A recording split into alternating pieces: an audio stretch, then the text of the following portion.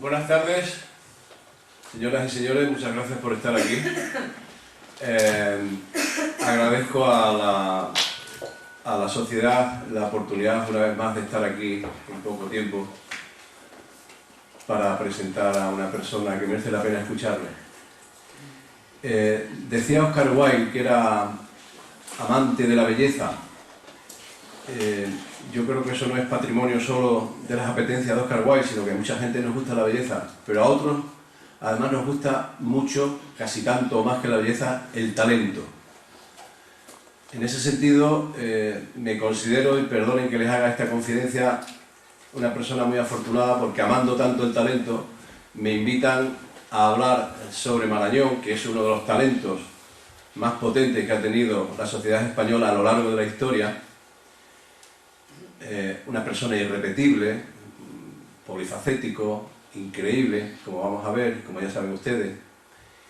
Y para rematar, pues me dicen que invite, que presente a otra persona con mucho talento también. Una persona joven. Esto es lo típico de los aparatos estos.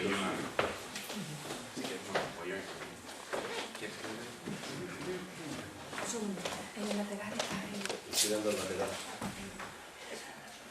Perdón. ¿Ahora dónde? Perfecto. Como le decía, una persona de talento. Esta persona de talento es el profesor don Antonio López Vega, un joven de 32 años que tiene un presente y un futuro realmente impresionante. Es el director actualmente de la Fundación Gregorio Marañón, es profesor de Historia Contemporánea de la Universidad Complutense de Madrid, es profesor del Instituto Universitario Ortega y Gasset, es director de una revista electrónica, en Circunstancias, fue profesor, o sea, ya se permite el lujo de ser ex profesor de la Universidad Carlos III, obtuvo el premio extraordinario de licenciatura, es doctor en Historia por la Universidad Complutense de Madrid, con una tesis, como no podía ser de otro modo, sobre Gregorio Marañón, su biografía intelectual, que le dirigió el profesor Juan Pablo Fusí, catedrático de Historia Contemporánea, y es comisario ejecutivo de la exposición Gregorio Marañón. Ha publicado la biobibliografía de Gregorio Marañón en el año 2009, que es realmente impresionante, que la tienen ustedes en internet, está disponible. Y para completar este currículum, pues en septiembre va a presentar una biografía de Marañón, la biografía de Marañón fundamental, las dos versiones de Marino Gómez Santos, pues van a ser superadas porque saca información inédita y con el estilo de trabajo que tiene va a ser sin duda un libro que va a marcar época y lo presentará en la editorial Taurus en septiembre. Y como no tiene bastante, pues participa en un grupo de investigación Nación y Nacionalismo Español con la Complutense, la UNED y la Fundación Ortega y Gasset. En fin, Antonio, que por suerte para mí ya es mi amigo, y eso es más importante que todo el currículum que tiene, para mí, nos va a deleitar, pero ha hecho una pequeña traición y ustedes le van a disculpar, y sobre todo me van a disculpar a mí. Y es que él está invitado para hablar de Marañón y Extremadura, pero sabe tanto de Marañón, lo sabe todo, que se le quedaba corto, y entonces me ha metido en el lío de que sea yo el que hable algo de Marañón y Extremadura para dejar a él el terreno, como si yo fuera el telonero, el terreno abonado para hablar de Marañón en su relación con Extremadura. Pero lo mío es puramente descriptivo y lo suyo es estrictamente conceptual, que hablará de Extremadura y hablará de relación con Portugal, de la que también tiene mucha información y conoce. Pues bien, Marañón está en Extremadura para visitar las Urdes, una región que tiene una leyenda enorme, una leyenda que proviene del siglo XVI, una región que tiene unas 500 kilómetros cuadrados de extensión, con entre 7 y 8.000 habitantes, con 5 ayuntamientos, y no hay forma de poner a los autores en el número de alquerías, entre 40, 44, 45. Alquerías, pequeños núcleos poblacionales de gente que está perdida.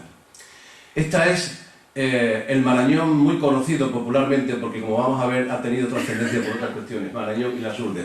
Pero Marañón viene unos años más tarde también al monasterio de Guadalupe y viene también para una cosa muy, muy importante, como vamos a ver. La leyenda de las Urdes surge en el siglo XVI. El Marañón, que tiene que andar a pie y a caballo en su primer viaje y luego con el rey Alfonso XIII en el año 1922, ve las Urdes que están descritas en los libros con toda esa connotación negativa. Pero las Urdes es un auténtico paraíso de belleza, donde surge esta leyenda que se le atribuye a un autor, Alonso Sánchez, de las Batuecas, donde en De Rebus Hispani, en el año 1633, cuenta la leyenda de que las Urdes pertenecían, que no es leyenda, a la Casa de Alba, y dos enamorados de la Casa de Alba huyen, se refugian en las Urdes y se encuentran con una población absolutamente primitiva, con un lenguaje que recordaba el de los godos y prácticamente desnudos. Y en esa leyenda que la lleva a la escritura, trasciende hasta el punto de que nada más y nada menos que Lope de Vega escribe una comedia en 3 actos, Las Batuecas del Duque de Alba. Y a partir de ahí se atribuye la mala fama de las Urdes a Lope de Vega. Unos dicen que fue el otro autor y otros dicen que Lope de Vega. Cuando se investiga un poquito sobre lo que hay, esta publicación sale en 1638, por tanto posterior a 1633, pero la realidad es que Lope de Vega la escribió en torno a 1590. Por tanto, la paternidad de la leyenda de las Urdes llevada al teatro pertenece a Lope de Vega. Y a partir de ahí surge la leyenda de las Urdes, de la que todavía se sigue viviendo. Pero frente a eso, hay autores que no han trascendido, como le ha pasado a Marañón y le ha pasado a otros autores, no han trascendido tanto, pero han hecho una labor encomiable para recuperar el respetuoso nombre de las Urdes. Por ejemplo, el obispo de Coria, don Juan Porras y Atienza, que en 1648 empieza, por su cuenta, él era cordobés, pero por su cuenta empieza a trabajar para recuperar la dignidad de las personas que viven en las Urdes.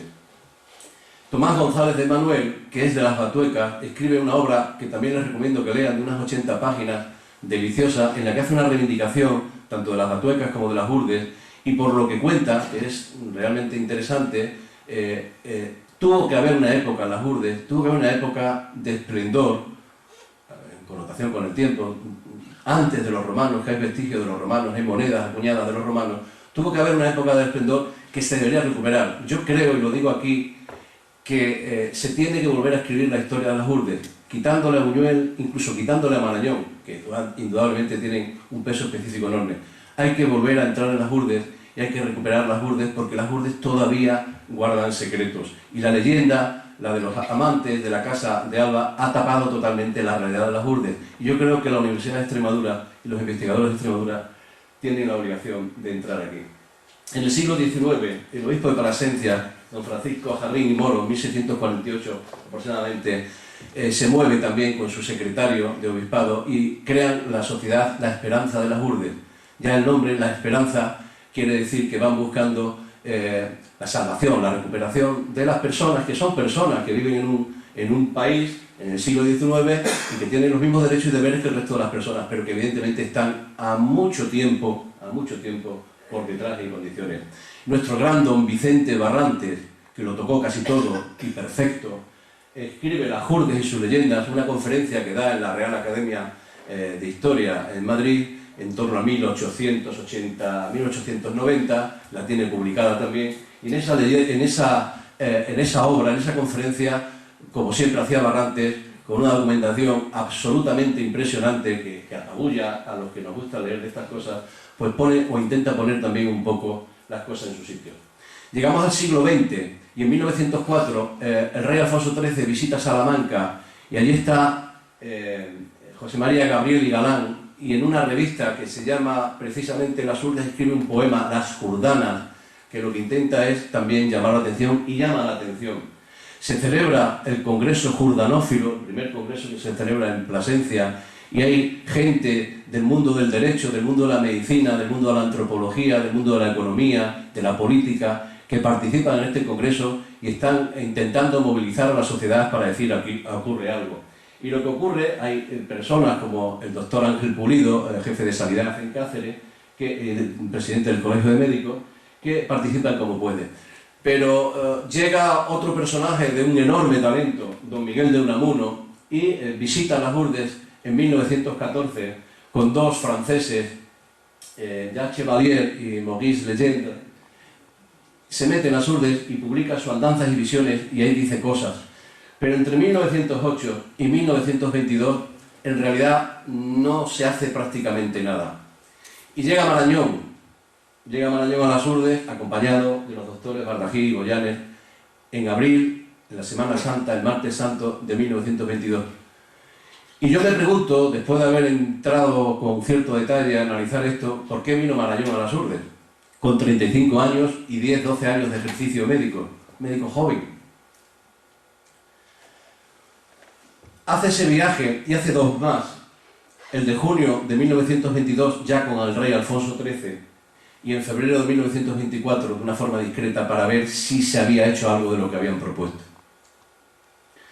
El viaje real ha trascendido mucho, todos ustedes lo conocen muy bien y hay unas publicaciones que lo detallan, sale en la prensa del momento, sale en un magnífico libro que está asequible de la editorial El País Aguilar en 1993, en la Semana Marañón, está muy bien documentado y yo creo que no merece la pena que yo diga nada. Pero sí me interesa resaltar el primer viaje, porque creo que es el auténtico Marañón y al fin y al cabo es el que da origen a todo lo que viene después, incluida esta charla o esta conferencia.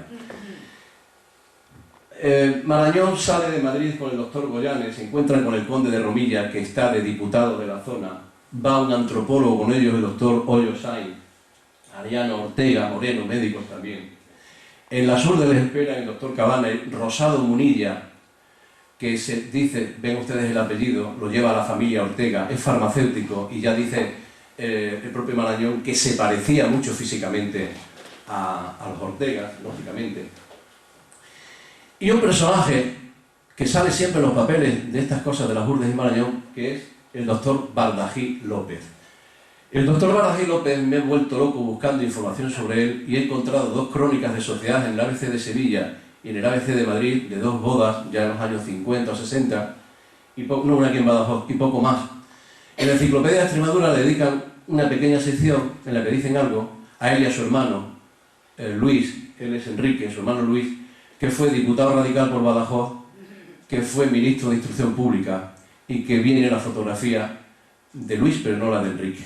Yo de Enrique no he encontrado mucho, pero he encontrado que en la revista de Sanidad Pública que el redactor jefe es nada más y nada menos que Pitaluga, que es uno de los nombres claves de la medicina de la época y que sale siempre alrededor de Marañón y de toda esa aglomeración de talento que hubo en la Segunda República. España no ha tenido nunca tanta cabeza brillante, junta, Madrid.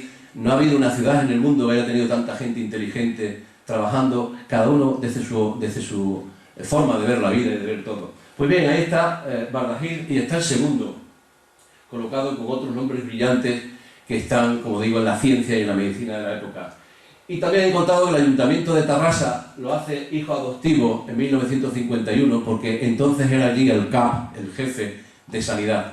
Cuando va con Marañón es el jefe de sanidad de Badajoz. Posteriormente en Madrid y luego en Cataluña. Yo le digo aquí a los señores de la económica, que tienen una inquietud enorme, que me parece, y aquí hay alguna persona de la familia Bardají, que esta ciudad debería intentar recuperar a estas dos personas y sacarlos del olvido, porque yo creo que se sabe poco de ellos y no es una ciudad que esté dando cada 2 por 3 un ministro y una persona que está por ahí con Marañón y con el rey. Pues bien, Marañón visita en su primer viaje en torno a 26 lugares. En 4 o 5 días recorrerse esto a pie y a caballo, unos días con sol y otros días lloviendo, y viendo el panorama que era demoledor, el rey llegó a decir que estaba espantado en el segundo viaje. El rey dijo que no podía ver aquello, era realmente espantoso. Hacer ese viaje, desde el punto de vista solamente físico, es realmente una hazaña por esas tierras escarpadas. Pero desde el punto de vista psicológico, psíquico, yo creo que se necesita tener una gran fuerza de querer tirar adelante para hacer algo grande, y eso es lo que hizo él. Y se recorre todo esto. Hay una zona, un sitio, Arluba, que nadie averigua lo que es. Yo me he revisado todos los mapas que han estado disponibles para mí, no encuentro la alquería de Arluba por ningún sitio, y ahí queda. Bien, él ve diferentes escenarios y monumentos, se bajan en la estación de Plasencia, se recorren porque no tienen el caballo esperando, el coche esperando, recorren andando 12 kilómetros y empieza su viaje a por Zarza de Granadilla, el Robledo, ya se mete en las Urdes.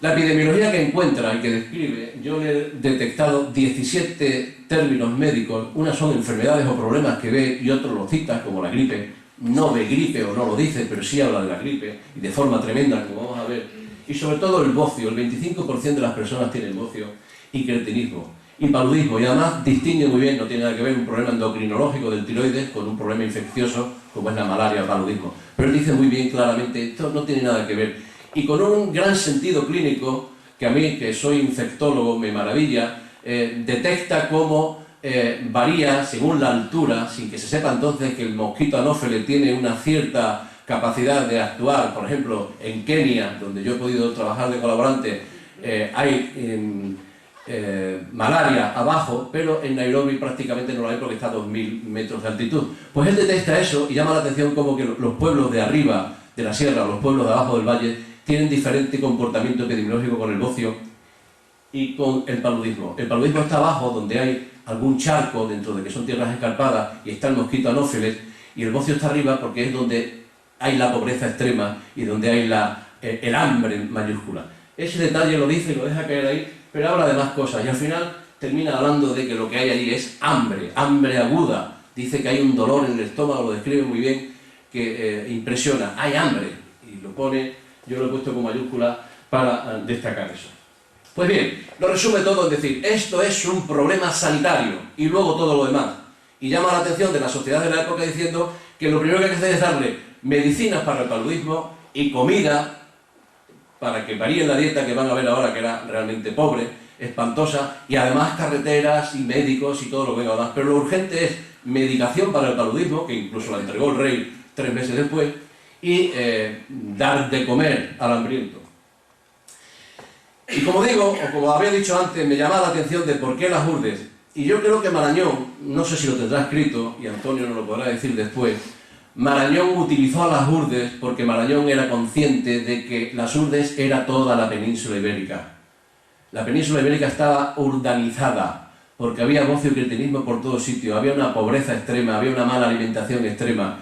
Y él llevaba 4 años trabajando con Goyanes y con otros médicos que le daban información, y en esos 4 años hace, vean ustedes, en 1927, hace el mapa del bocio y del cretinismo. Es decir, Marañón no fue simplemente a hacerse una foto con el rey y a decir que pobrecitos que no comen. Yo creo que Marañón, en el fondo, lo que hizo fue utilizar una situación que le llegaría posiblemente, porque era un hombre muy informado, lo devoraba todo, pues le llegó información y dijo, pues aquí es donde hay que ir, y esto me va a servir a mí para llamar la atención de lo que no es un problema local de 4 o 24 alquerías del norte de Cáceres y del sur de Salamanca, sino un problema de España. Y eso indica un poco, con 35 años, el compromiso, la visión de este hombre, la implicación, como muy bien nos va a decir Antonio después, la implicación que tuvo con el problema de España, porque el problema no es las Urdes, el problema era España. Bien, en esta antropología que yo he dividido de su escrito, habla de la formación y dice cosas como que no hay ningún solo periódico, claro, ¿cómo va a haberlo?, que nadie sabe leer, y algo que a mí me llamó también mucho la atención, dentro de la extrema pobreza, de la extrema ignorancia e incultura que allí, sin embargo, todos pedían escuelas, eran conscientes de que necesitaban escuelas, y una paradoja porque pedían iglesias y luego, sin embargo, como también reconoce Marañón, no tenían mucho apego a la religión. En este aspecto religioso que destaco, dice que el cura carece de influencia en Nuño Moral, y dice algo que se adelanta nada más y nada menos que a Benedicto XVI, que lo acaba de decir en Lisboa. El cura es borracho, malo y amancebado. Lo que ha dicho Benedicto, el problema está dentro de la iglesia. Pues Marañón ya detectó que el cura de Horcajo era una persona que evidentemente no estaba cumpliendo con la función para la que estaba allí. en lo que yo he llamado de una forma quizás un poco grandilocuente aspectos cosmogónicos. En realidad no se preguntan de dónde proceden, más qué hacemos aquí, a dónde vamos. Pero en cualquier caso, en Rubiaco dicen que cuando la gripe, que era el final del mundo, se comían las cabras. Y en Martilandrán, que es una deformación porque en realidad en los escritos del siglo XVI y XVII es Martín Andrán, es el nombre de una persona, pues Martilandrán dice que en la epidemia de gripe entraron en una casa donde estaban muertos el padre, la madre y una hija de 2 años. Y la otra hija de meses aún vivía y chupaba del seno de la madre muerta. Esto es tremendo. Esto es una de las cosas que le llamó la atención a Camilo José Cela, y en el artículo que hace en el libro que hemos citado comenta esto. Y con un buen sentido del humor, en Ladrillar, a un chico le pregunta al cura qué es templanza, y dijo, y se quedó tan ancho, templar la panza. La alimentación no podía templar la panza porque realmente era absolutamente miserable. Berzas, nabos, frijoles secos, castañas y patatas. Y esa es la connotación, eso es por todos sitios. Prácticamente nada de carne. Y utiliza la palabra cacho de pan, que yo lo he destacado porque es muy nuestra. Y sin embargo Marañón en su escrito, en sus notas, pone cacho de pan. Y el Nuño Moral dice que allí pues quizás podían comer un poco de pan cada 15 días y que el tocino lo tomaban una y otra vez, lo repetían, servía un trozo de tocino para varias veces para cocinar. No sé si de aquí, de esto pudo salir la famosa tierra sin pan que luego Buñuel hizo en el año 32-33.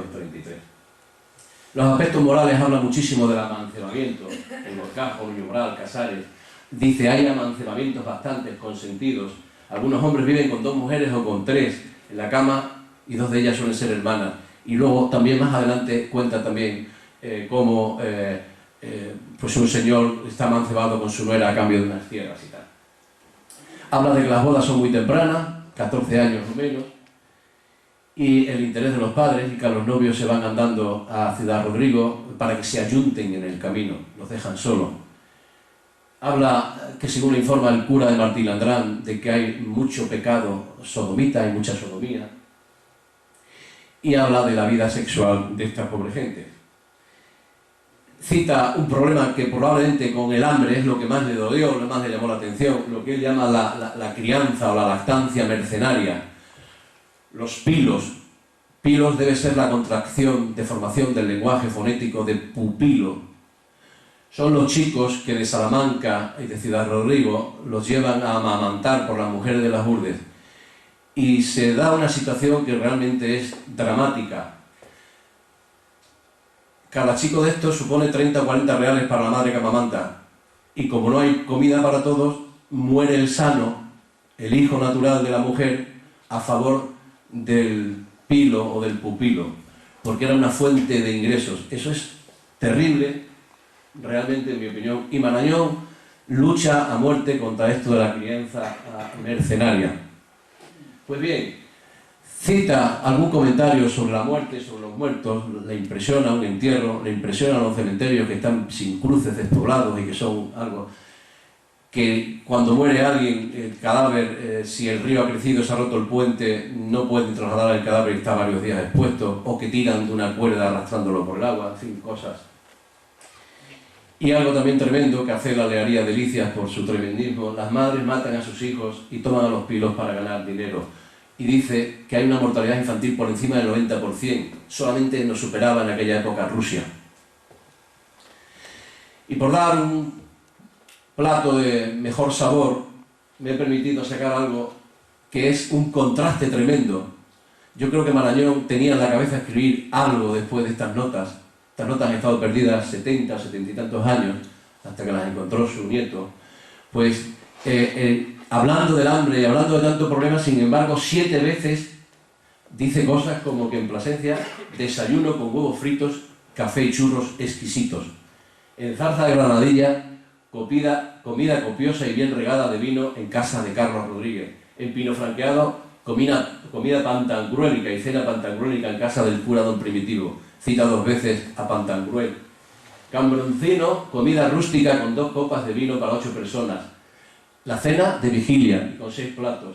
Y en Nuño Moral habla de la comida con cochifrito, y magnífica. No dice si es de cordero o es de cerdo, y por otra parte si es cochifrito extremeño, que debe ser, o es el castellano, el segoviano o de dónde. En cualquier caso, a mí, en tan pocas páginas y unas notas tomadas andando por el camino en los ratos de reposo, hablando de lo que está hablando tan tremendo, da esas connotaciones porque es otra faceta que tiene Marañón. Como hace referencias al paisaje, quizás porque necesite espiritualmente animarse, y junto a lo que está viendo de miseria humana, pues dice que Plasencia no la descubre, pero tiene una vista magnífica. Por contra, en Zarza encuentra una iglesia mísera, y en cualquier caso va sacando fotografías para su cerebro que va dejando plasmado probablemente con el resto de la información para luego escribir algo más grande. Pues bien, y para terminar con esto, simplemente decir, y esto se lo digo a Antonio, se lo podría haber dicho en privado, pero lo quiero decir en público, que hay una palabra que el editor del libro dice que no hay forma de traducirla. El propio Cela se queja de la letra enrevesada que tiene el médico, que no hay forma de leerla, y la verdad es que es mala, porque yo que la tengo mala, no sé cuál de las dos es peor, pero me da la sensación de que puede poner mercenario del Cerezal. Y entonces a lo mejor por ahí habría que mirar, porque como está hablando de la estancia mercenaria, no sé si había algún chico o alguien que tuviera que ver con eso. Luego habla del trastórnigo, que en realidad es una palabra local, es trastórnijo, con J. El trastórnigo, él habla de si puede ser vómitos o puede ser estornudos. Hoy sabemos que probablemente, o seguro, es un estornudo persistente. Cela, que no dejaba nada sin mirar, preguntó a Seco, una persona muy experta, lingüista de la academia, y no le pudo resolver el tema. Le dijo algo pero no concluyó. Y otra palabra, la embudera, que tampoco consigue Cela averiguar con Seco qué es. Habla de que puede ser el embudejo y el embudillo, y sí es el embudillo. Y le hubiese gustado mucho a Cela saber, y a Marañón también, porque esto le da un aspecto interesantísimo, socrático, que es el corium maculatum del ligneo, es decir, la cicuta. Esa planta que describen, que dice que chupa el agua y que la utilizan en las urdes para curar el bocio, es nada más y nada menos que la cicuta. Con lo cual nos vamos a la muerte de Sócrates por suicidio obligado. Esto es, yo creo, interesante, y es una prueba más de que no todo está dicho y de que se puede hacer muchas más cosas. Y me permito interrogarme y compartir la duda de que si no tenía en proyecto hacer un artículo sobre terapéutica, porque recoge mucha información también tremenda, el tratamiento del paludismo con altramuces o cogollas de oliva o bola de retama, la erisipela con una cabeza de víbora, una bolsita al cuello. Los que hemos estudiado medicina sabemos que en Historia de la Medicina nos obligaban a hacer trabajos sobre estas cosas de la medicina popular. Él la recoge muy bien y probablemente tendría intención de hacer algo. La calentura con una piedra de la calentura, que es una piedra de río radada que se pone en el cuello. O el trastónico, y esto le encantó a Cela, que se trata con cojones de zorro macho en una bolsa. Y Cerra dice, pues claro, no van a ser los cojones de la zorra, con perdón. Terminamos las urdes, que me habré dejado muchas cosas sin decir, pero Antonio luego nos puede en el coloquio o a lo largo de su intervención aclarar. Y simplemente, para terminar ya esta exposición, decir que en el año 46, el 19 de octubre, la noche del 19 de octubre, Marañón está en Guadalupe. Y Marañón viene a Guadalupe, que es, por cierto, Guadalupe y la Virgen de Guadalupe y la Virgen de la Peña de Francia, había una comunicación. Hay una época en que Guadalupe y las Urdes están en comunicación, que es otra cosa que yo creo que también habría que estudiar. Marañón publica un trabajo para la Academia de la Historia en 1930, que es el ensayo biológico de Enrique IV de Castilla y su tiempo. Enrique IV, como saben ustedes, el seguro o supuesto padre de Juana la Beltraneja. Pudo cambiar la historia. Si llega a gobernar la Beltraneja, no están los Reyes Católicos, y entre otras cosas yo le habría escrito mi novela, o la habría escrito con la Beltraneja. Sería otra cosa diferente. Pero en cualquier caso escribe este artículo, que tiene una enorme trascendencia porque da una visión de un Marañón diferente.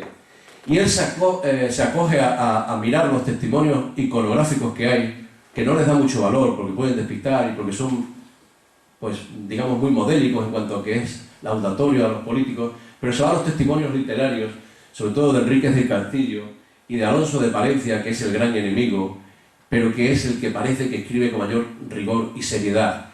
y le da mucho valor a lo que dice Alonso de Palencia, porque siendo enemigo las cosas que dicen, si son mentiras o si son verdad a favor de Enrique IV, las tiene que tener en consideración. Y las tiene. Y eso, más algún otro autor, le sirve a Marañón para describir la psicología y la morfología de Enrique IV, al que había visto en algún cuadro, una estatua de Guadalupe, la estatua de Juan Merlo, que nadie se cree que sea en realidad Enrique IV. Y lo escribe. Pues bien, en 1945, don Miguel Ortiz Belmonte, cacereño, en realidad cordobés, pero está en Cáceres, correspondiente de la Real Academia, recibe la información de un alumno suyo, el hijo del médico de Guadalupe, que dice que se ha encontrado una tumba que puede ser la de Enrique IV y su madre, la reina. Este señor, que evidentemente tenía mucho interés por averiguar cosas, cogió y se fue de Cáceres a Guadalupe y se metió a ver qué había, y se encuentra dos féretros en una caja de madera realmente impresentables, indignos para la dignidad de cualquier persona, pero sobre todo para quienes eran el rey y la reina, y escribe a la Academia diciendo, comunicando su hallazgo. Empieza un carteo y evidentemente se propone por la Academia una comisión de estudio en la que está Marañón para venir a Guadalupe, pero hay que contar con el permiso del arzobispo de Toledo y del prior del monasterio, en este caso ya franciscano. Acuérdense que la desamortización fue en 1830-35 y los franciscanos llegan a Guadalupe después de los jerónimos en 1908. Pues bien, se cartean, y lo que me interesa resaltar aquí es que en una nota, en una de las tarjetas de Marañón, le escribe a don Vicente Castañeda, que es el presidente de la Academia, y le dice, ahora veremos si mi diagnóstico es exacto. Es decir, yo escribí este trabajo en 1930, pero ahora he estado viendo la momia y midiendo la momia de Enrique IV y hemos hecho fotografías, 8 o 10 fotografías, y puedo comparar y vamos a ver si es cierto o no. Dice ahí, por cierto, en esa nota, que está dando una conferencia en Portugal, supongo que ahora se hablará también de Portugal aquí, y ese Marañón es el que hace una edición nueva, diferente, que la comenta don Antonio López Vega en su biobibliografía, y a mí me interesa resaltar esto que pongo en rojo aquí, que en las sucesivas reediciones añadió la publicación de 1947, añade el acta y el informe de esa visita a Guadalupe, que es importantísima. Y para terminar, simplemente decir, bueno, aquí está Marañón y Gómez Moreno, que es quien la acompaña, y Miguel Ortiz, que hace de secretario con el prior y con algún monje, los que firman el acta del estudio que hicieron en Guadalupe, que va a la Academia y que está tanto en Guadalupe como en la Academia. Pero lo que sí me interesa, para terminar esto ya, es que Marañón, en su ensayo de Enrique IV de Castilla, se define claramente como que no le gusta a don Beltrán de la Cueva, que pone más o menos de petimetre, no sé, insignificante, un personaje en esta calaña, habla mal de él, un politicastro. A Juana de Portugal la reivindica diciendo que fue una gran reina, tuvo amores adúlteros, pero no con don Juan, con Beltrán de la Cueva, sino con un nieto de don Pedro I el Cruel, y tuvo 2 hijos. La reivindica y al final dice que es una mujer como las demás, y hace de las pocas personas que ha escrito bien de esta mujer, que está vilipendiada por la historia. Y de Enrique IV, pues habla de su psicología esquizoide y dice 2 cosas muy importantes. Marañón empieza a despuntar en la endocrinología, fue el primer catedrático de endocrinología, inventa la endocrinología en España, no había cultura endocrinológica en España, y hoy hay una especialidad acreditada, y habla del displásico neucoide y de la reacción acromegálica. Y el contraste de esto, y quiero resaltarlo aquí delante de don Antonio López Vega, es que es lo que le da más vida, más seriedad a este autor, es que ha sido cuestionado por este señor que es el doctor Daniel Eisenberg, un hispanista americano que es probablemente la persona que más sabe de Cervantes en el mundo. De Cervantes lo sabe todo, y el que se atreva a publicar algo de Cervantes va a hacer un comentario sobre el artículo, va a ser laudatorio, o como el que he oído esta mañana, fulminante. Lo sabe todo. Pues bien, este señor se pone a analizar y publica un artículo en una revista americana, el Renaissance Quarterly, en el año 76, y cuestiona, y yo creo que con bastante razón, desde el punto de vista científico, cuestiona el diagnóstico de Marañón de displásico neucoide de reacción acromegálica. Luego han salido trabajos posteriores, algunos he tenido la oportunidad de leerlo y de ver algo, que lo digo aquí también, que posiblemente pueda parecer muy exagerado, pero que hay que volver a estudiar con la metodología actual, es decir, con el escáner, la cabeza, La cabeza que Marañón, cuando se desprendió del cuerpo, la colocó encima del altar de Guadalupe. La cabeza de Enrique IV. Hay que hacer un escáner de la hipófisis para ver si realmente fue acromegálico o no, y ya aprovechando coger muestra para estudiar por PCR, por genética. Y eso nos llevaría a la Beltraneja. Y hay una oportunidad histórica. Yo creo que si la Fundación Marañón se mueve con el presidente de nuestra autonomía y con el monje guadalupense y con el arzobispo de Toledo, que no nos da Guadalupe, tampoco nos va a dar que le hagamos el escáner, yo creo que es una oportunidad que eso habría que intentar verlo, porque se podría resolver un enigma histórico. A mí me parece muy bien que hayan cuestionado a Marañón por dos razones. Una, porque parece que siempre estamos con la geografía. Yo creo que Marañón, al fin y al cabo, fue un ser humano excepcional, un médico excepcional y un intelectual de primera, pero Marañón no lo pudo hacer todo bien, es imposible. Y por otra parte, indica que está vivo. La Universidad Americana le presta atención a un señor que se ha puesto a escribir de un rey que fue un mentecato como rey, que ha servido para hacer novelas que ganan el Premio Planeta y películas de risa. Pues ese señor es importantísimo en la historia de España y de Europa y de la humanidad, y merecería la pena que las cosas quedaran para los historiadores definitivamente saldadas. Esta es la última diapositiva, en la que el 35 viene a representar los 35 años que tiene cuando Marañón llega a las Urdes. Es el Marañón humanista, no se preocupa solo de la enfermedad, sino del problema social, del problema político. Ya Marañón seguramente estaba muy informado de lo que había en las Urdes y empieza a proyectar su compleja personalidad, su capacidad enorme de trabajo.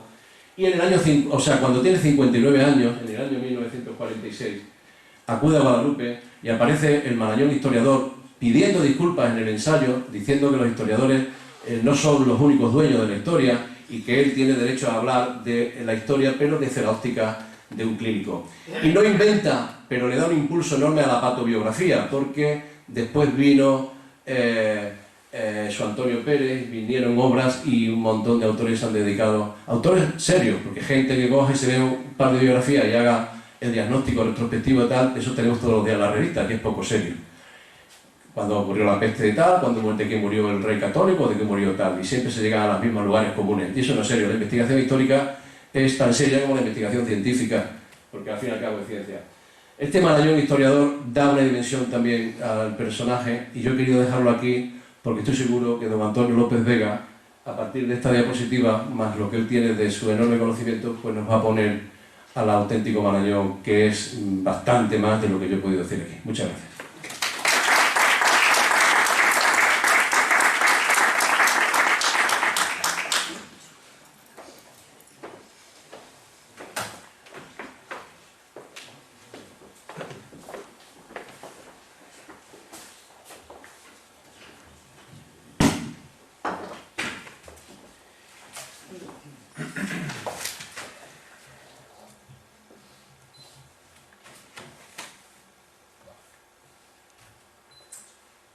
Ilustrísimo señor don Francisco Pedraja, presidente de la Real Sociedad Económica Extremeña de Amigos del País de Badajoz. Ilustrísimo don Pedro Bureo Dacal, señor decano de la Facultad de Medicina de esta querida Universidad de Badajoz. Queridísimo Agustín, señor vicedecano de la Facultad de Medicina también de la Universidad de Extremadura. La verdad es que, en fin, lo malo de que a uno le invite un amigo no sé si esto funciona, ¿se me oye? Sí. Lo malo de que esto de que le invite un amigo en fin, a compartir con ustedes un rato sobre un objeto de estudio del que uno sabe un poquito, es que siempre le hace avergonzarse, porque la verdad es que yo, en fin, soy bastante tímido y Agustín, que al final ha reseñado lo más importante de mi currículum, es que es mi amigo y por tanto eso justifica única y exclusivamente que yo esté aquí esta tarde entre ustedes, ¿no?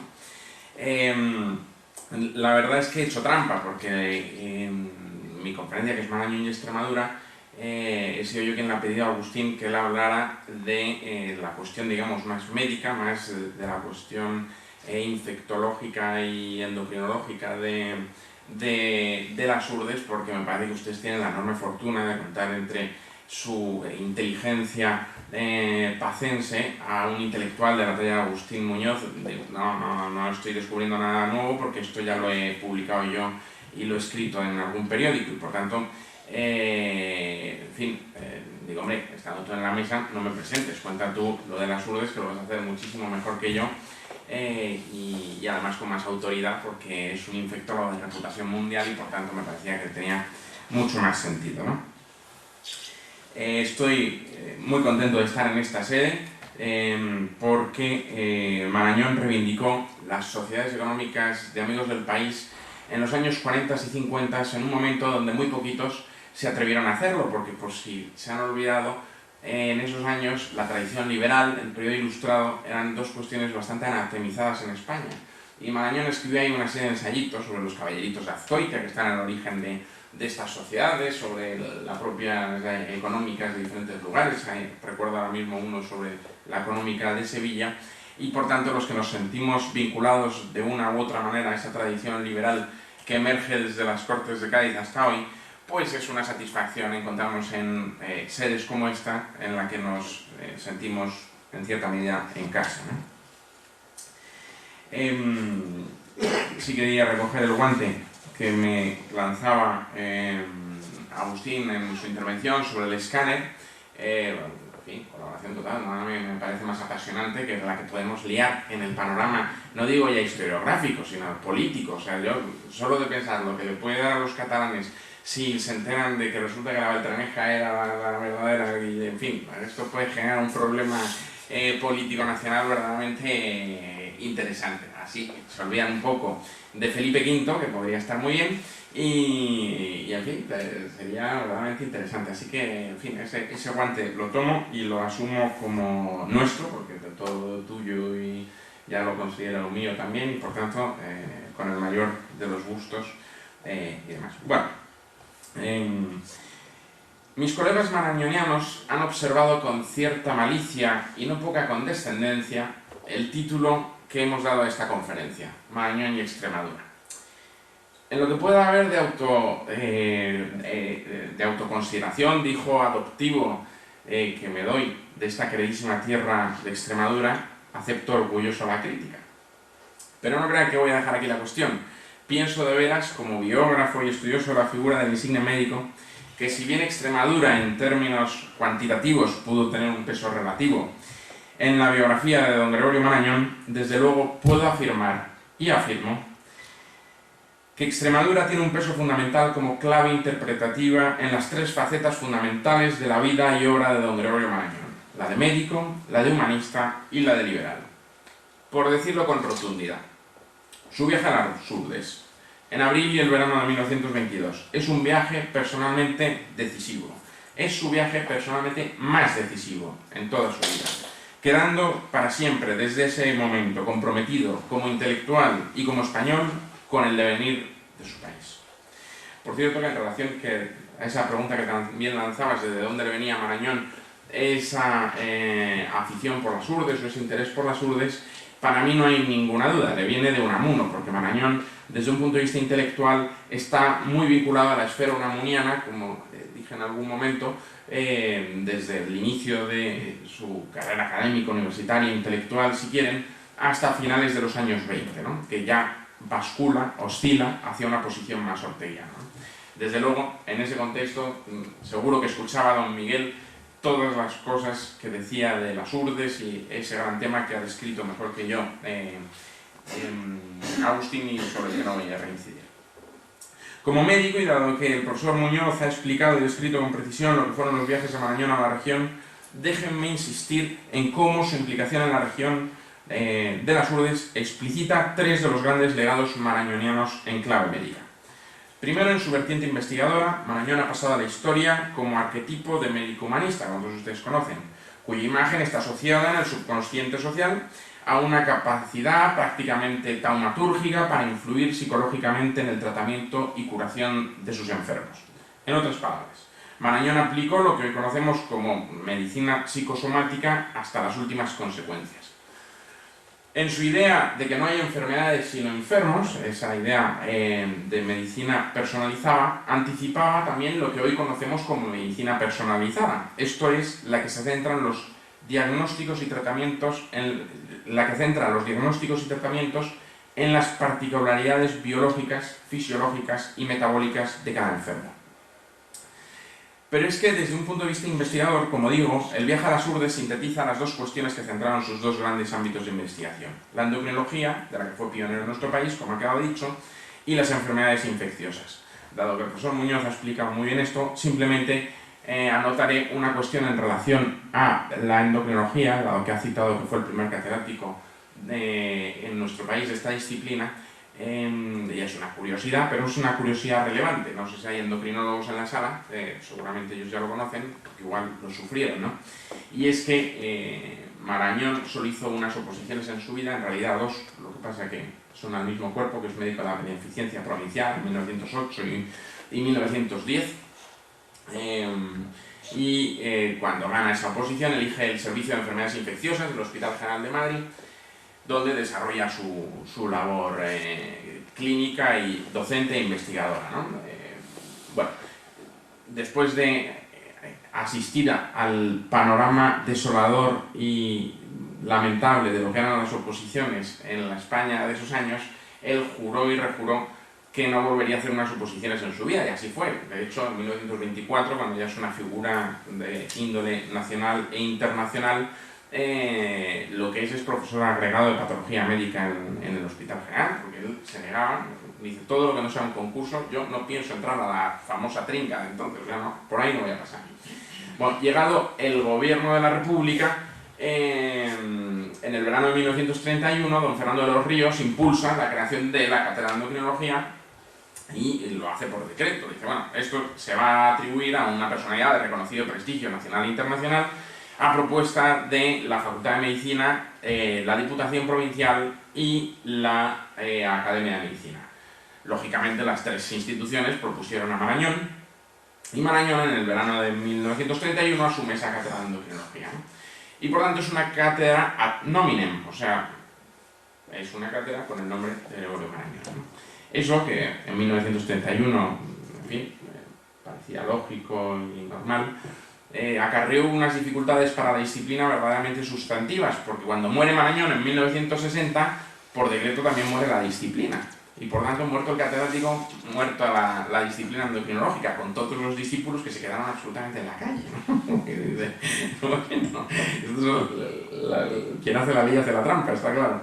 Y entonces, entre el 60 y el 69 no hubo endocrinología en la facultad, en la Universidad Central, porque además era una disciplina vinculada al periodo doctorado, y por tanto se estudiaba en muy poquitos lugares, ¿no? Bueno, dicho esto, sí recordar que al cabo de 10 años de ejercicio profesional, cuando va a las urdes en 1922, Marañón gozaba de un prestigio internacional como consecuencia de alguna de sus aportaciones a la ciencia clínica de entonces, su descripción del síndrome pluriglandular, sus trabajos sobre insuficiencia suprarrenal, fisiopatología de tiroidea, hipofisaria, hipotalámica, su concepto de edad crítica, sus aportaciones acerca de la moción, los estados prediabéticos, síndrome de Reilly, signos Marañón, la mano hipogenital, la mancha roja tiroidea, etc., ¿no?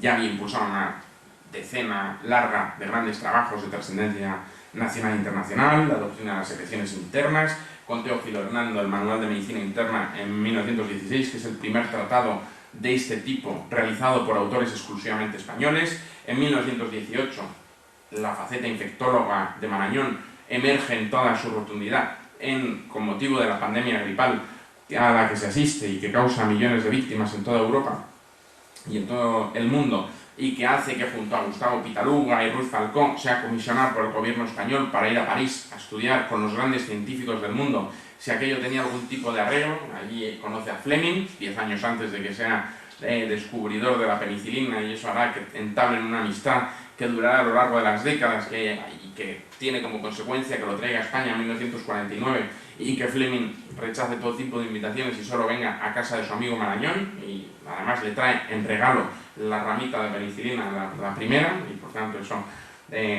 refleja bien la amistad que tenían ambos, ¿no? Pero no solo Fleming, sino Cassin, Babinski, en fin, todos, digamos, los grandes patólogos de ese momento conocen bien a Marañón. La edad crítica dijo que era entre sus libros su favorito, es ese médico de biología sexual donde acuña ese término de climaterio que en su vertiente femenina permanece tal cual lo describió hasta hoy, y que hasta 1937 que termina, digamos, en el Climaterio del Hombre y de la Mujer, es la última revisión de esa obra, era una obra de especial afecto para Marañón, la diabetes insípida del 20, o sus investigaciones sobre la adrenalina, que resultan decisivas para la patología de la emoción. Bueno, si en las Urdes se une esa vertiente investigadora, clínica y demás, y las dos facetas que le interesan, endocrinología e infecciosas, lo que es más importante, desde un punto de vista conceptual de ese viaje para las Urdes, y esto es, lo voy a decir despacio para que se me escuche bien, lo que es verdaderamente importante de ese viaje a las Urdes de Marañón es que refleja lo que verdaderamente aporta a la medicina española. Digo desde un punto de vista conceptual. Y esto es, ni más ni menos, que hace de la medicina una preocupación nacional.